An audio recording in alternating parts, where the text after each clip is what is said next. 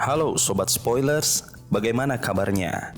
Tentunya Millers doakan Sobat Spoilers semua diberikan kesehatan, rezeki yang berkah, kemudahan dalam segala urusan.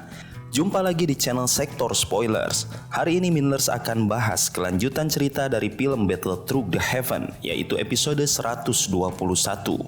Seperti biasa, Millers mau ingatkan lagi bagi Sobat Spoilers, karena video ini mengandung spoiler. Mimin sarankan untuk tonton dulu episode-episode sebelumnya, biar ngerti jalan ceritanya. Tapi buat Sobat Spoilers yang gak sabar dan udah siap dengerin kelanjutan ceritanya, langsung saja kita gas ke ceritanya.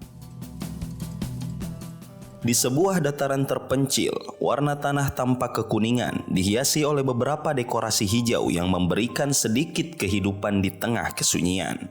Sesekali beberapa binatang ajaib kecil berlari-lari, meninggalkan jejak asap kuning sebelum menghilang ke kejauhan. Sebagai informasi, binatang ajaib adalah makhluk seperti binatang yang dapat mengolah dauki dan memiliki kemampuan khusus tertentu. Setelah mencapai tingkat 5, binatang ajaib mulai mencapai kesadaran dan memiliki kecerdasan. Tetapi setelah mencapai tingkat 6, binatang ajaib telah lama mencapai kesadaran dan memiliki kecerdasan yang tidak akan kalah dari manusia. Bahkan binatang ajaib ini bisa berubah menjadi manusia dengan feel transformasi tubuh. Keheningan yang menyelimuti dataran ini terasa menegangkan, hingga tiba-tiba ruang kosong bergetar dan sosok Xiaoyan muncul dari terowongan spasial menggantung di udara. Xiaoyan mengamati sekelilingnya dengan penuh rasa ingin tahu. Pemandangan yang sepi dan energik ini menunjukkan bahwa ia telah memasuki alam pil. Namun, di balik keindahan itu, ia merasakan adanya kekerasan dalam energi yang mengalir di tempat ini, seolah-olah mencerminkan kerusakan yang dialami alam pil. Pikiran tentang bagaimana alam ini diciptakan oleh kekuatan dewa mengganggu benaknya. Namun, ia segera mengalihkan fokusnya. Dengan tangannya, ia mengeluarkan daftar obat yang diberikan oleh penatua yang mengendarai cangkang kura-kura sebelum memasuki terowongan. Daftar ini berisi 3 harta karun alam yang harus ia kumpulkan untuk melewati rintangan di tempat ini. Xiaoyan merasa pusing memikirkan betapa sulitnya menemukan ketiga benda tersebut di alam pil yang luas dan berbahaya. Ketiga bahan obat langka tersebut adalah jamur daun inti 9 naga, bubur buah spiritual darah iblis, dan rumput abadi menaik. Setelah mempelajari peta yang menunjukkan lokasi ketiga harta karun, kejutan melintas di wajahnya. 3 lingkaran merah pada peta menunjukkan tempat-tempat di mana harta-harta itu berada, memberikan harapan baru dalam pencariannya. Namun, saat ia merenungkan rencananya, gelombang distorsi kembali muncul dari ruang di atas dataran. Sekelompok lebih dari selusin sosok muncul, mendarat dengan kuat di tanah. Kejadian mendadak ini mengalihkan perhatian Xiaoyan. Tak lama setelah mereka mendarat, seekor ular piton sepanjang 1000 kaki muncul dari permukaan tanah, menyerang salah satu alkemis di antara mereka. Serangan yang tak terduga itu mengakibatkan kekacauan. Meskipun alkemis tersebut berhasil membunuh ular piton dengan serangan dauki yang kuat, situasi tidak berhenti di situ. Hanya beberapa detik setelah itu, seorang pria besar berjubah alkemis muncul, membawa batang baja berdarah dan menyerang alkemis tersebut dengan brutal. Kekejaman yang ditunjukkan oleh pria besar itu membuat peserta lainnya terkejut dan ketakutan. Mereka menyadari bahwa dalam alam pil, mereka tidak hanya bersaing satu sama lain, tetapi juga harus menghadapi ancaman dari makhluk buas dan rival yang berbahaya. Para alkemis yang tersisa memilih untuk mundur, menyadari bahwa tidak ada gunanya mempertaruhkan nyawa mereka demi sebuah harta langka. Pria besar itu dengan puas mengamati mundurnya para pesaing, merasa berkuasa. Namun saat ia hendak menyimpan tanah berusia 1000 tahun Rehmania glutinosa ke dalam cincin penyimpanannya, sesuatu yang tak terduga terjadi. Tanah itu tiba-tiba terhisap dari tangannya dan ia mendongak untuk melihat sosok muda yang tergantung di udara. Xiaoyan dengan sikap tenang dan percaya diri melirik pria besar itu, menyadari bahwa lawan di hadapannya adalah seorang elit Dozong. Pria besar itu merasakan keengganan. Walaupun marah, ia tahu situasinya tidak menguntungkan dan memilih untuk mundur. menyisakan Xiaoyan dengan tanah berusia 1000 tahun Rehmania glutinosa di tangannya. Setelah pria itu menghilang, Xiaoyan menempatkan harta berharga itu di cincin penyimpanannya.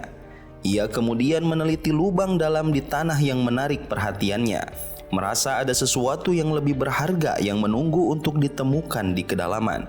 Meski tanah berusia 1000 tahun Rehmania glutinosa sangat berharga, hasrat dan rasa ingin tahunya akan apa yang ada di bawah tanah jauh lebih besar.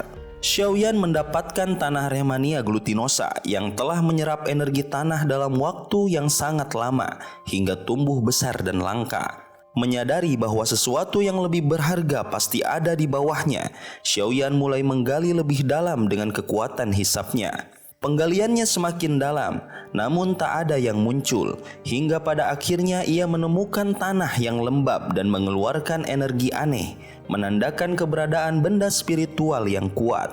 Setelah menggali lebih jauh, Xiaoyan akhirnya menemukan Kormodor Jade, permata langka yang sangat berharga bagi para alkemis karena bisa membantu mengontrol energi Douqi yang liar.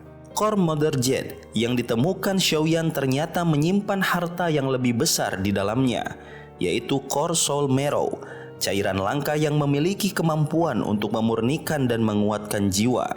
Cairan ini sangat bernilai bagi alkemis karena dapat meningkatkan kemampuan dan kekuatan jiwa, yang sangat penting dalam latihan dan pembuatan pil. Dengan senang hati, Xiaoyan mengumpulkan Core Soul Marrow tersebut dengan hati-hati, memotong Kormodor Jade hingga tersisa setengah dari ukuran aslinya. Menyadari betapa berharganya temuan ini, ia merasa bahwa perjalanannya ke alam pil benar-benar berharga.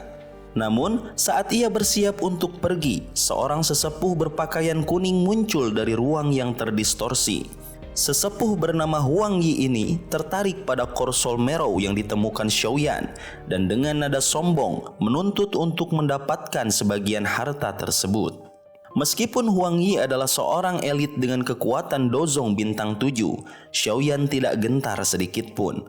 Dengan dingin, ia menolak permintaan Huang Yi, menunjukkan bahwa ia tak gentar menghadapi siapapun yang mencoba merebut hartanya. Tak ingin menyerahkan harta berharga tersebut, Xiaoyan segera memanggil boneka iblis bumi untuk bertarung. Boneka ini yang berlapis perak dan penuh kekuatan melesat langsung menuju Huang Yi dengan cepat. Melihat kekuatan boneka itu, Huang Yi terkejut dan menyadari bahwa ia menghadapi perlawanan yang lebih sulit dari yang ia bayangkan. Pertarungan antara mereka pun tak terelakkan, dan Xiaoyan bersiap untuk mempertahankan hartanya dengan segala kekuatan yang dimilikinya.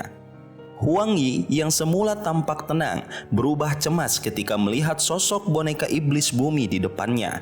Kehadiran boneka ini mengirimkan peringatan bahaya yang tak terelakkan. Siapa sangka dia membawa boneka sekuat ini, pikir Huang Yi dengan gelisah.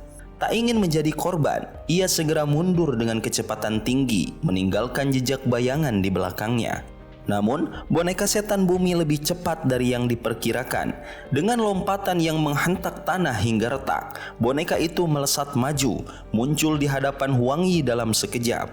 Tinjunya yang berkilau perak terayun lurus ke arah kepala Huang Yi, seolah tanpa ampun ingin menghancurkannya. Tinju itu berdesing di udara, meninggalkan tekanan yang begitu kuat sehingga Huang Yi kesulitan menjaga keseimbangannya. Dengan segera, Huang Yi mengaktifkan kekuatannya. Douqi yang merah menyala keluar dari tubuhnya, membentuk kuali api besar yang mengapung di udara.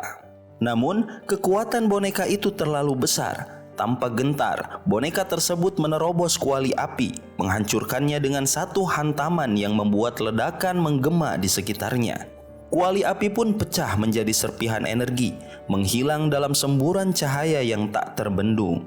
Tubuh Huang Yi terhuyung mundur, darahnya bergolak akibat benturan langsung dengan boneka iblis bumi. Sok menyelimuti pikirannya, boneka ini bukan sekedar boneka biasa, ia mampu menandingi Dozong bintang 9, sementara Huang Yi hanya memiliki kekuatan bintang 7. Kesadarannya akan perbedaan kekuatan di antara mereka membuatnya mundur terpaksa. Dalam hati, ia menyesali keputusan serakah yang membawanya ke situasi genting ini. Saat Huang Yi berusaha menstabilkan dirinya, ia melihat boneka itu siap menyerang lagi. Dengan kepanikan yang terbungkus dalam ketenangan yang terpaksa, ia berteriak, "Ini salahku, aku pergi sekarang, semua Korsol Merrow menjadi milikmu." Dengan rasa lega yang semu, ia bersiap melarikan diri, berharap bisa kembali dengan bala bantuan di lain waktu. Namun, saat ia melirik, sosok Xiaoyan pemilik boneka iblis bumi sudah menghilang dari pandangannya. Tanpa diduga, serangan kuat mendadak menghantam punggungnya, membuat Huang Yi terkejut. Dalam kepanikan, ia berusaha bertahan dengan mengangkat tangan, namun kekuatan serangan tersebut melebihi daya tahannya. Tinju angin Xiaoyan menghantam dadanya dengan keras, membuat Huang Yi memuntahkan darah segar. Tubuhnya terhempas jauh hingga menyentuh tanah ratusan meter. Meski terlempar, tatapan Huang Yi tak luput dari kebencian dan dendam. Ia mengancam, "Kau akan menyesalinya, temanku akan membantuku membalas dendam."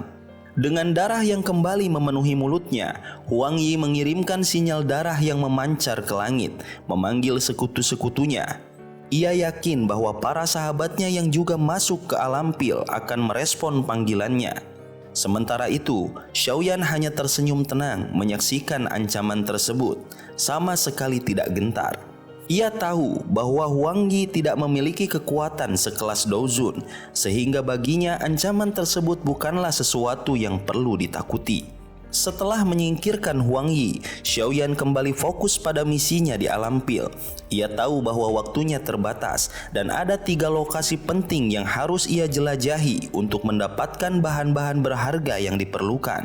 Melihat peta di tangannya, ia menentukan arah dan bergegas menuju lingkaran merah pertama, berharap bisa mengumpulkan semua harta yang ia butuhkan sebelum waktunya di alam pil berakhir. Xiaoyan memasuki wilayah 10.000 pegunungan obat dengan tekad dan semangat, meskipun ia belum sepenuhnya yakin bahwa item yang ia cari berada di sana. Pegunungan ini termasuk salah satu dari 3 wilayah yang dilingkari merah pada peta, menandai area yang berpotensi besar untuk menjadi lokasi keberadaan item penting. Meskipun penuh misteri dan bahaya, ia tetap maju, menyadari pentingnya keberhasilan misi ini. Wilayah alam pil yang sekarang ia jelajahi hanyalah sepertiga dari keseluruhan wilayah pil, tapi kekayaannya tetap memikat dan tak tertandingi. Alam pil ini ibarat gudang bahan obat yang melimpah dan menjadi incaran berbagai faksi di seluruh benua. Xiaoyan menghabiskan waktu seharian penuh menempuh perjalanan menuju 10.000 pegunungan obat, dan sepanjang jalan ia seringkali bertemu dengan pesaing lain. Kebanyakan dari mereka memilih untuk menghindarinya, menyadari reputasi kekuatan Xiaoyan yang membuat mereka enggan mencari masalah. Di wilayah ini, setiap orang melihat satu sama lain sebagai ancaman, mengincar kesempatan untuk menjadi yang pertama mencapai tujuan mereka. Xiaoyan melanjutkan perjalanannya tanpa masalah berarti. Meskipun sempat menghadapi 2 binatang ajaib liar, ia berhasil mengatasi mereka dengan tenang. Tampaknya binatang ajaib di wilayah ini lebih buas dari biasanya, mungkin akibat energi alam yang kental dengan aura kekerasan. Dalam beberapa jam, akhirnya ia tiba di hadapan pegunungan 10.000 obat yang menjulang tinggi. Keberadaan energi yang pekat di udara segera terasa.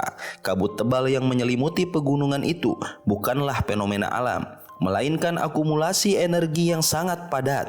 Suara auman binatang ajaib terdengar di segala penjuru, menambah kesan ganas dari tempat tersebut.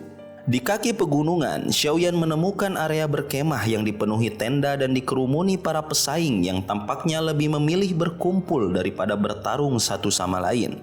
Pemandangan ini mengherankannya, sebab di tempat lain, para pesaing biasanya saling menyerang atau menghindari. Di tengah kerumunan, ia melihat sosok Song Qing, seorang tetua muda dari Menara Pil, yang sedang menyampaikan informasi penting kepada yang lain. Song Qing menjelaskan bahwa di dalam pegunungan itu terdapat banyak binatang ajaib yang kuat, dan yang memimpin mereka adalah seekor binatang dengan kekuatan yang hampir mencapai peringkat 8. Binatang ajaib itu telah mengumpulkan berbagai harta berharga di dalam guanya, termasuk item-item yang dicari oleh para peserta. Para pesaing akhirnya menyadari bahwa untuk mendapatkan item yang mereka butuhkan, mereka harus bekerja sama. Song King mengusulkan perjanjian tidak tertulis di antara mereka untuk bersatu mengalahkan binatang ajaib pemimpin dan menghindari konflik di antara sesama. Setelah berpikir sejenak, para pesaing akhirnya setuju. Keputusan ini menciptakan aliansi sementara yang berlandaskan kepercayaan rapuh, tapi cukup untuk memberi mereka kesempatan menghadapi bahaya besar di depan. Saat Xiaoyan memperhatikan dari kejauhan, ia melihat sosok Cao Ying yang duduk dengan anggun di atas batu besar, menarik perhatian banyak orang dengan pesona alaminya. Ia juga menyadari bahwa para alkemis luar biasa dari seluruh benua kini berada di tempat yang sama untuk menghadapi tantangan bersama. Meski tetap waspada terhadap niat tersembunyi mereka, Xiaoyan mempertimbangkan bahwa kerjasama ini bisa memberinya keuntungan untuk menyelinap di saat yang tepat. Namun, fokusnya teralihkan ketika suara angin kencang tiba-tiba terdengar dari kejauhan. Matanya menatap tajam ke arah pemuda berbalut jubah putih yang mendekat, sosok yang diingatnya dengan jelas. Dengan senyum tipis, Xiaoyan merasakan kehadiran seorang rival lama. Pandangannya menyiratkan persiapan untuk pertemuan yang telah lama ia nantikan. Sobat Spoilers, itulah kelanjutan spoilers untuk episode 121 dari Battle Through the Heaven.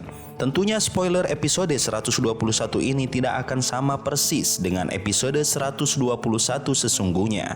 Maka dari itu, jika ada kesalahan dalam kata ataupun istilah, serta kekurangan atau kelebihan durasi, harap Sobat Spoilers dapat memaklumi.